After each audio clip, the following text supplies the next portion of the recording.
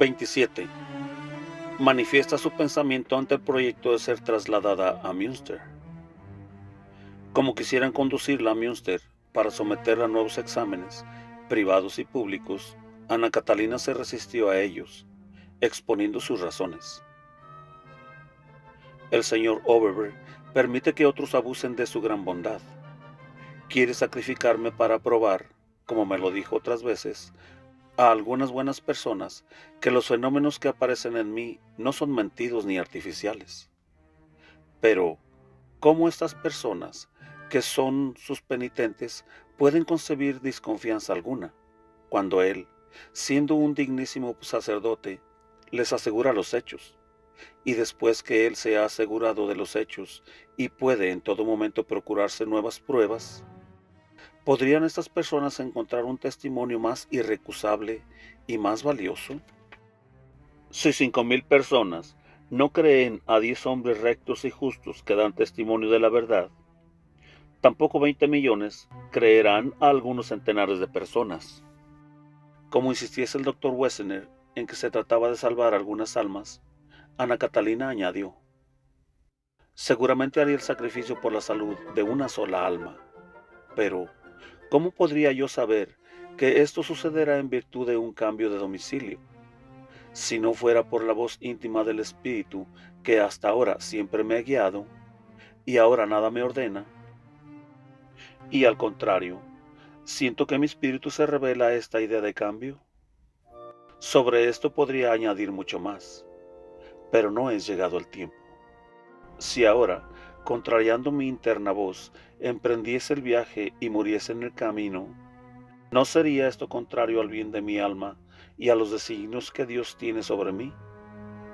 ¿Quién me podría decir que este no sería mi caso, si no es por la voz que suele hablar en mi interior? Digo, pues, que no bien mi juez interno me dijese que partiría al instante. El señor Overberg me dice que debiera hacerlo para dar gusto al buen médico Druffel, ya que su honor es atacado públicamente por causa mía. Muy de buena gana haría todo por el honor de este médico y por todos los que por causa mía fueron juzgados injustamente, siempre que los medios me fueran permitidos, aunque hubiese yo deseado que él no imprimiese la historia de mis enfermedades. ¿Cuántas veces le he rogado también a él que no permitiese que fuese impresa cosa alguna de mí durante mi vida? ¿Y por qué razón debo sacrificar mi vida, y aún más por salvar en un hombre un poco de honor terreno? ¿Dónde estaría aquí la humildad cristiana? Además, el mayor número nunca sería convencido, porque la pereza, la avaricia, la desconfianza, el amor propio, la incredulidad y el temor de tener que admitir la creencia en cosas de mayor importancia hacen que la muchedumbre sea ciega, aun para las verdades claras como el sol. Si tanta importancia se da a la confirmación irrecusable de las circunstancias en las cuales me encuentro, aquellos que gozan de buena salud pueden venir aquí sin peligro alguno. Yo, por otra parte, no puedo ir a ellos sin evidente peligro. Me someto a todas las pruebas y exámenes que no repugnan a mi conciencia. Si muchos desean convencerse, pueden hacer como otros que ya están convencidos. Pueden sentarse aquí junto a mi lecho y observarme y vigilarme. No puedo ahorrar a los curiosos la incomodidad y el dinero con daño de mi conciencia. Quien puede viajar, que venga aquí. Si yo quisiese ir a ellos, sería temeridad, vanidad y cosa peor, puesto que según toda seguridad, no podría hacer el mínimo viaje sin evidente peligro. No puedo ponerme a disposición de todo curioso. Envíen hombres de juicio que gocen de la estima del público y me sometan a todas las prescripciones que no traigan daño a mi alma. Por lo demás, no pido cosa alguna a nadie.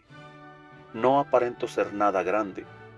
Soy una pobre pecadora y no deseo más que el olvido de los hombres y estar en paz, para que pueda rogar y sufrir por mis pecados. y, si es posible, también por el bien de mis prójimos. El vicario general ha vuelto recientemente de Roma. ¿No habrá dicho alguna palabra sobre mí el Santo Padre? Él me deja ahora en paz. Sean dadas gracias a Dios.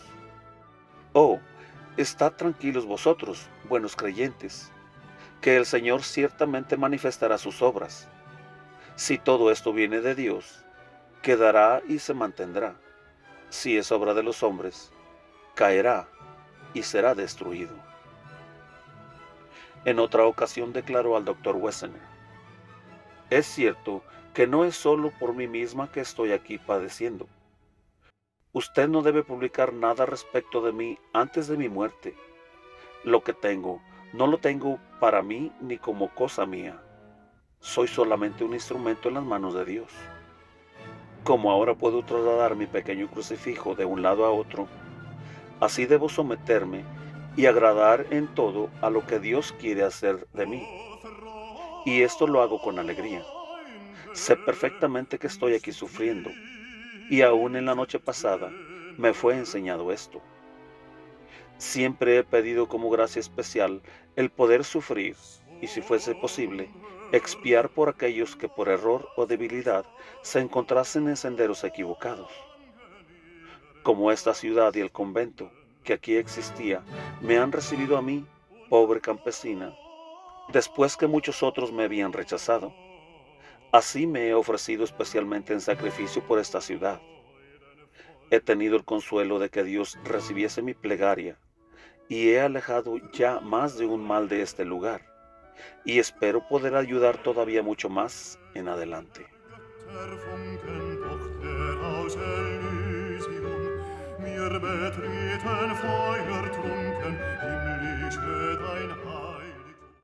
XXVIII. La bendición del sacerdote alivia sus dolores. He orado fervorosamente para que Dios me perdone si por ventura he pedido alguna pena superior a mis fuerzas, pero que se cumpla en mí su divina voluntad. El Señor se compadezca de mí por la sangre de su Hijo y me dé su gracia para que yo pueda hacer algún bien en el mundo. Cuando solo se me daba una respuesta: es preciso que se consuma el fuego que has puesto sobre ti. Ya no tenía esperanza alguna. Al punto me veía en un lado muy peligroso y encomendaba a Dios todo lo mío que tenía que dejar en desorden. Cuando el párroco ponía sobre mí sus manos y hacía oración, me parecía sentirme penetrada de una dulce corriente luminosa, y cuando me dormía, me veía como un niño a quien mecen en su cuna. También me parecía que una luz reposaba sobre mí, y que cuando el sacerdote apartaba la mano, la luz se retiraba de mí.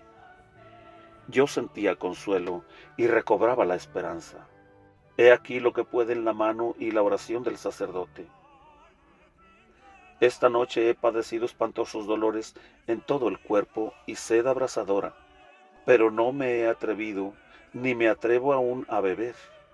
Por último perdí el conocimiento y hoy, por la mañana, creía morirme, pues toda la noche la había pasado como en agonía. Quise decir en mi interior: Jesús, María, José, pero ni siquiera eso podía decir. Entonces conocí y experimenté que el hombre no puede nada, que no puede pensar en Dios si Dios no le ayuda con su gracia, y que el simple deseo de pensar en Él es también una gracia de Dios. Supe que vino el padre Niesing, pero yo no podía mover ningún miembro ni hablar. Sabía que traía consigo un libro, y conocí con esperanza que iba a rezar por mí. Cuando él comenzó a rezar, su compasión penetró en mi alma como calor, y volví en mí, y pude decir con profunda devoción los nombres de Jesús, María y José, y la vida me fue restituida como un don de la bendición sacerdotal.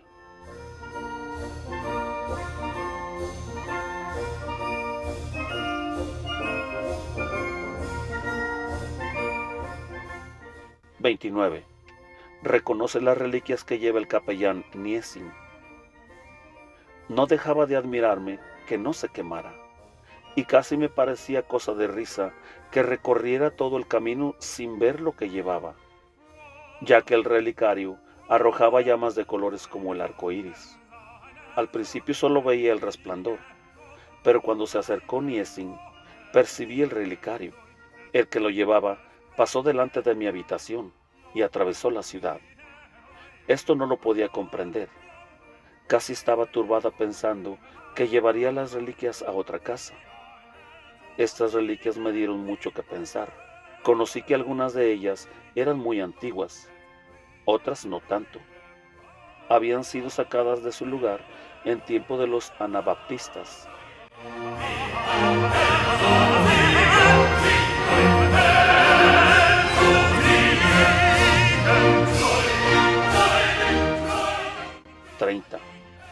Milagrosamente recibe una imagen de la Virgen.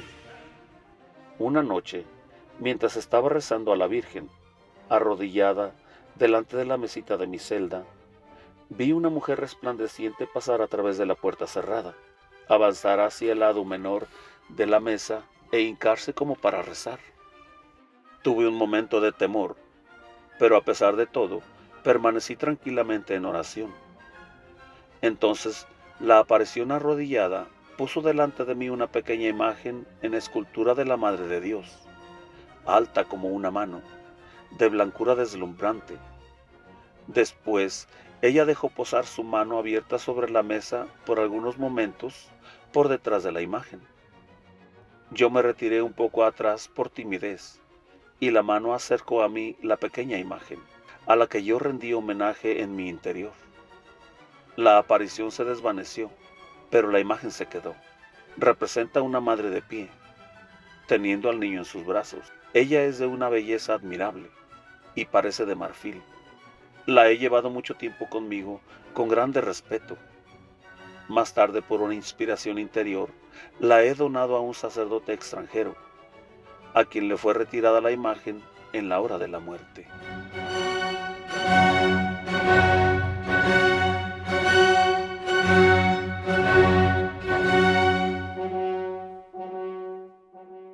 (31) La flor maravillosa. Recibí de María una flor maravillosa que se abría cuando era puesta en el agua. Cerrada, parecía un botón de rosa. Cuando estaba abierta, desplegaba pequeños pétalos de varios colores, muy delicados, que estaban en relación con los diversos efectos espirituales que esa flor debía producir en mí. La flor tenía un perfume de una suavidad inexplicable. La puse en mi vaso y durante más de un mes yo bebía el agua en que había estado sumergida. Al fin, me puse inquieta por querer saber a dónde podía yo llevar ese regalo saludable para que no fuese profanado. Fui advertida, entonces, en una visión, que debía hacer componer una nueva corona a la imagen de la Madre de Dios, que estaba en la iglesia del convento, y colocar en ella esa pequeña flor. Cuando le hablé de esto a la superiora y al confesor, me exigieron que yo ahorrase mi dinero y que esperase antes de poner en práctica mi proyecto. Pero me fue mandado otra vez no esperar más tiempo. Por esto mi confesor dio el permiso pedido. Hice preparar la corona en el convento de las Clarisas de Münster y le agregué mi flor. Como las hermanas no estuvieron bastante atentas por tener en buen estado el adorno de la estatua de María, yo no dejaba de mirar la corona.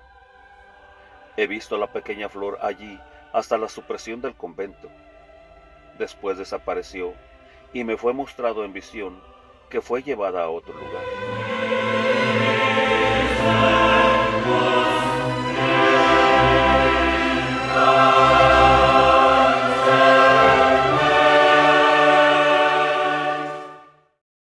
(32) Recibí un frasco lleno de bálsamo.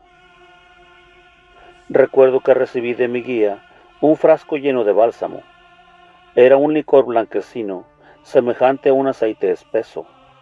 Me serví de él en una grave herida que me hizo un canasto lleno de ropa blanca mojada que cayó sobre mí. Y pude también curar con ese bálsamo a otros pobres enfermos. El frasco tenía forma de pera, con cuello delgado y alargado. Su tamaño era como el de una botellita o pomo de perfumes.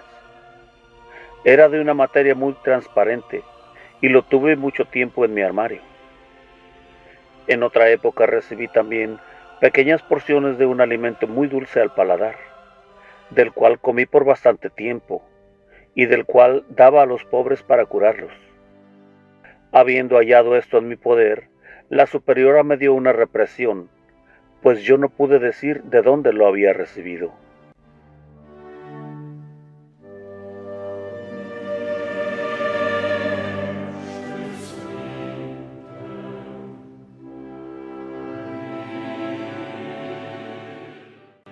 (33) Satanás se aparece fingiéndose ángel. Padecía tan agudos dolores en las llagas que me vi precisada a gritar en alta voz, porque ya no podía soportarlos. La sangre se dirigía violentamente hacia las llagas como impulsada de un modo intermitente. De pronto se me apareció Satanás fingiéndose ángel de luz y acercándose me dijo: traspasaré tus llagas y mañana estarán curadas. Ya no volverán a dolerte ni te atormentarán más. Al punto le conocí y le dije: vete, no me haces falta. Tú no me has causado estas llagas. Nada quiero contigo. Entonces saltó y se arrojó como un perro debajo de un armario. Después de un rato volvió y me dijo: no creas que, porque te figuras que vas siempre con Jesús, estás siempre con Él. Todo esto procede de mí. Yo soy el que te muestro todas estas cosas que tú ves. También yo tengo mi reino. Siempre le ahuyenté con mis respuestas.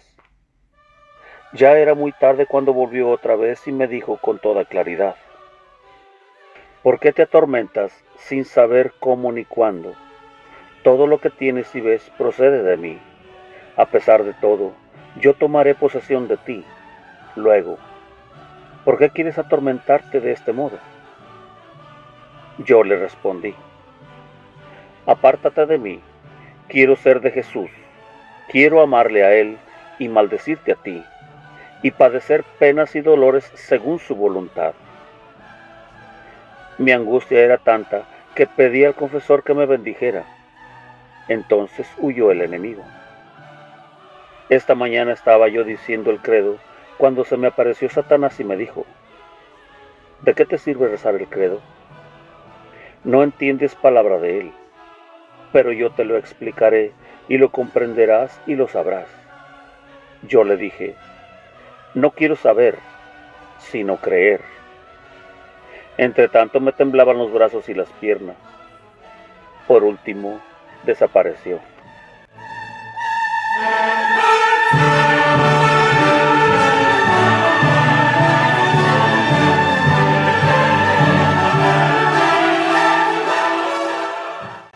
(34) Su divino esposo le manda dar camas a los pobres. 21 de diciembre de 1819. Esta noche sentí mucho frío y me acordé de los pobres que se hielan de frío. Vi a mi esposo que me dijo: tú no tienes verdadera confianza en mí. ¿He permitido yo que te hieles de frío? ¿No te he dado todo lo que necesitas? ¿Por qué no das a los pobres las camas que hay ahí sobrantes? Cuando tú las necesites, yo te las daré. Me avergoncé y me propuse darles las camas que no hacían falta, a pesar de la oposición de mi hermana. Cuando los parientes quisieran venir a visitarme, podrán dormir sobre un jergón, y si no les parece bien, que se queden en sus casas.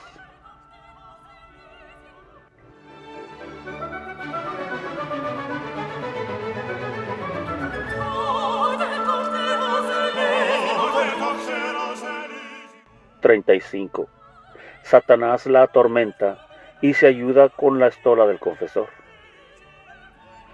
2 de julio de 1821. He pasado una noche espantosa. He visto acercarse a mi lecho un gato negro y saltar a mis manos. Le así por las patas y lo eché de la cama, queriendo matarlo, pero se me escapó y huyó. Estaba despierta viendo todo lo que sucedía en torno mío. Vi a la niña, dormida e intranquila, y temí que viera mi lastimoso estado. Toda la noche hasta las 3 de la mañana siguió maltratándome el enemigo, bajo la figura de un no sé qué de negro y espantoso. Me dio golpes y me arrojó fuera del lecho, de manera que tocaba yo con las manos el suelo. Me arrojó hacia adelante con las almohadas y me oprimió con mucha violencia. Todo esto y el haberme levantado en alto me causó indecible angustia. Yo veía con toda claridad que aquello no era un sueño y sabía todo lo que hacía. Tomé las reliquias y la cruz, pero no sentí ningún auxilio. Rogué al Señor y a todos los santos me dijeran si por ventura pesaba sobre mí algún pecado, o si poseía injustamente alguna cosa. Conjuré al enemigo, en nombre de todos los santos, que me dijera qué derecho tenía sobre mí. Nada me respondió y siguió atormentándome. Hacíame de la nuca o ponía sobre mis espaldas sus garras frías como la nieve. Por último, habiendo podido llegar arrastrándome sobre el suelo hasta el armario que está a los pies de la cama, tomé la estola del confesor que estaba allí guardada y me la puse al cuello. Entonces dejó de tocarme y aún me dio respuesta, hablándome con tal seguridad y astucia que me admiró de tal modo que uno podría creer que tenía razón. Reprendióme como si yo hubiera echado a perder muchas cosas y le hubiera causado muchos daños, y como si tuviera él los mayores derechos. Habiendo preguntado yo al Señor si tenía en mi poder injustamente alguna cosa, el mismo enemigo me respondió diciendo: «Tienes ciertamente algo que es mío». Yo le repliqué: «Sí, tengo de ti el pecado, que contigo sea maldito, pero Jesucristo ha satisfecho por él. Toma, pues, tu pecado y consérvalo, y vete con él a los infiernos». No puedo decir lo mucho que sufrí entonces.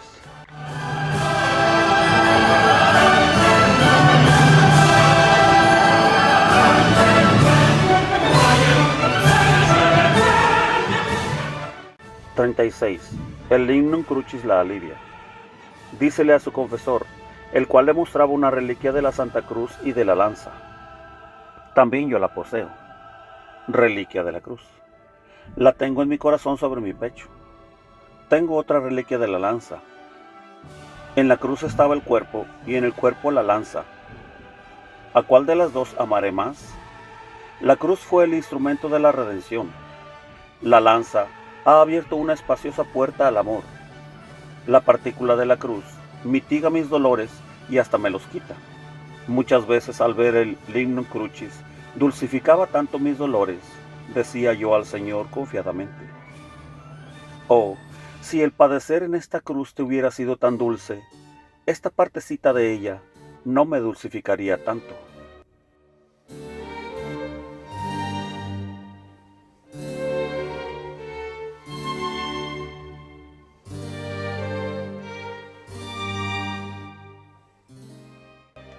«37.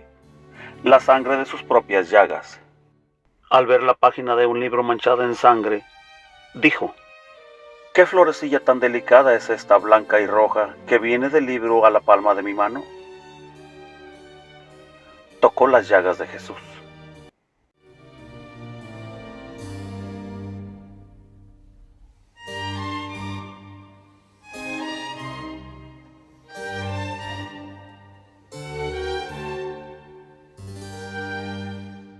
«38. Una medalla de San Benito». También ha sido bendecido el terciopelo. Esta es una medalla de San Benito bendecida. Está consagrada con una bendición que San Benito dejó a su orden, y que se funda en el milagro que hizo el santo cuando quisieron envenenarle a algunos monjes. San Benito hizo la señal de la cruz sobre la copa que contenía el veneno, y la copa se hizo pedazos. Tiene virtud contra la peste, el veneno, las artes mágicas y las tentaciones del demonio. El terciopelo rojo, en que está cosida, reposó en el sepulcro de Wilibardo y de Valburga, y procede del lugar de donde mana el óleo de Santa Valburga. La medalla está consagrada en aquel convento.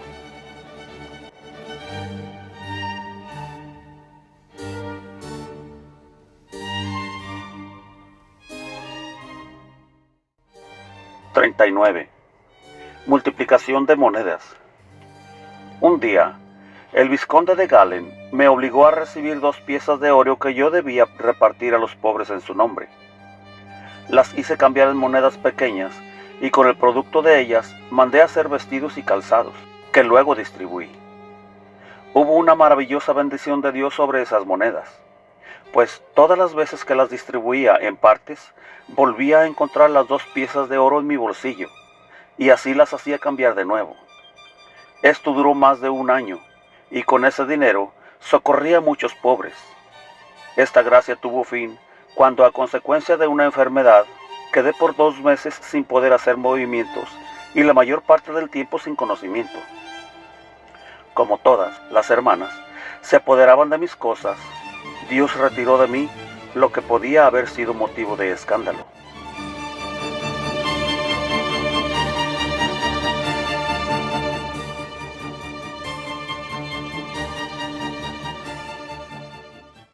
(40) Declara la virtud que surge de varios objetos sagrados. 17 de agosto de 1821. San José y San Antonio han estado conmigo, y San Antonio me ha puesto la cruz. Se la había pedido en el Lignum Crucis, en mi propia mano. Nunca he visto lucir ninguna imagen milagrosa, pero sí he visto enfrente de ella un sol luminoso, del que recibía rayos que luego reflejaba sobre los que hacían oración. La cruz del camino de Coesfeld nunca la había visto brillar, pero sí a la partícula del Lignum Crucis, que se hallaba dentro de ella. Y he visto que los rayos que de ella salían pasaban a través de la cruz y descendían sobre los que oraban. Esto es cosa buena. Se refería a un Agnus Dei que le regalaron. Ha sido tocado por la virtud y está consagrado. Pero aquí en las reliquias poseo yo la virtud misma. La bendición brilla. Habla de una cruz bendecida, como una estrella. Honrémosla pues.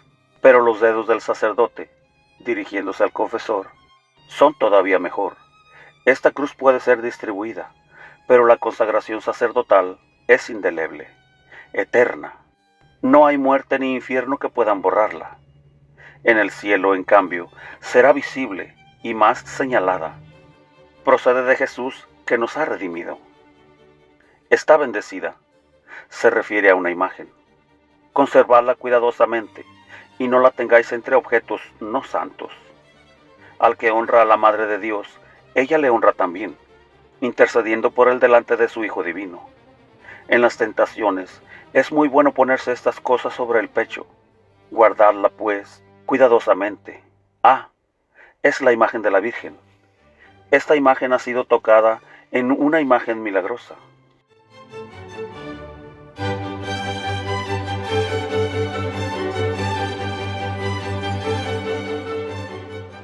(41) Su única madre. Era yo niña y me hallaba en casa mortalmente enferma. Estaba enteramente sola. Mi padre y mi madre habían salido, pero vinieron muchos niños de la vecindad, hijos del alcalde, y toda clase de niños que me asistían y se mostraban buenos y cariñosos conmigo. Cortaron ramos verdes, pues era el mes de mayo, y los clavaron en el suelo del jardín, formando una choza con muchos ramajes, y me recostaron en ella. Venían y me traían juguetes tan bellos como nunca los había visto: muñecas, pecebritos, instrumentos de cocina, animales, angelitos. Con todos ellos jugaba hasta por la mañana. A veces creo que estas cosas preciosas deben estar allí todavía. Hoy, después del mediodía, he llorado aún mucho y una vez estreché fuertemente contra mi corazón a la Madre de Dios repitiendo esta invocación: Tú eres mi madre, mi única madre. Con esto recibí mucho consuelo.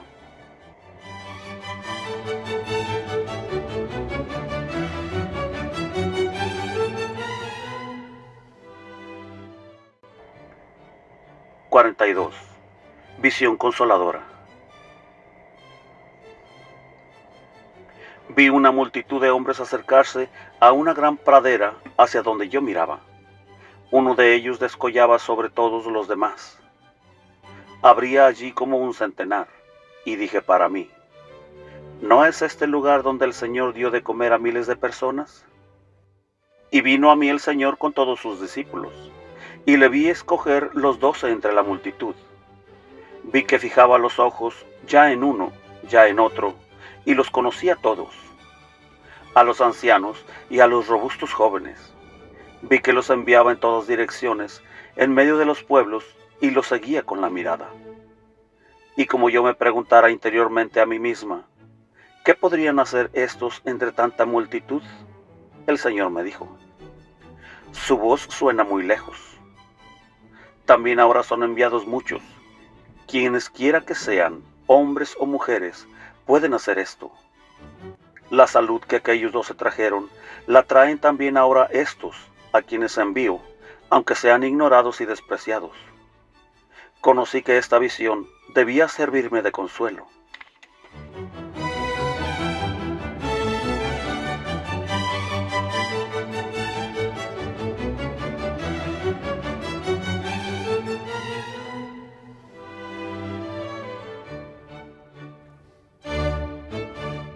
(43) Otra visión consoladora. Me hallaba en la casa paterna y me parecía como si fuera a desposarme. Las almas por quienes había hecho oración venían y me traían toda suerte de regalos que colocaban en la carroza nupcial. La casa nupcial era la escuela a donde había ido yo cuando niña. Ahora parecía mucho más grande y hermosa. 2 santas religiosas ancianas eran las doncellas que me acompañaban. Luego llegó el esposo en una carroza. Entre tanto yo decía en mi interior, ahora vengo por tercera vez a esta escuela. La primera vez vine siendo niña, y en el camino se me aparecía la Madre de Dios con el niño, y me decían que aprendiera mucho, que él sería mi esposo. La segunda vez, cuando entré en el convento, y aquí en la casa de esta escuela, se celebró mi desposorio, en una visión. Ahora vengo por tercera vez a celebrar las bodas. Todo era magnificencia, y la casa estaba llena de frutos. La casa y el jardín estaban elevados sobre la tierra, y desde arriba yo veía a la tierra, oscura y desierta.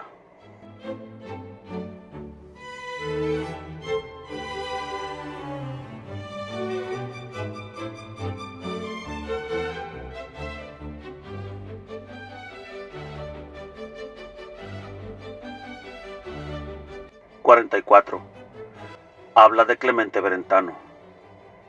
Un día le dijo Ana Catalina al poeta Clemente Brentano, mientras le confiaba sus visiones. Muchas veces me admiro de poder hablarle a usted en confianza y decirle muchas cosas de las cuales no acostumbro a hablar a nadie en presencia de otros. En el primer momento ya le conocía, pues le había visto antes que viniera. Con frecuencia se me ha presentado en mis visiones un hombre de rostro moreno, que parecía estar escribiendo junto a mí, y así, cuando usted entró por primera vez en mi habitación, me dije a mí misma, este es aquel hombre.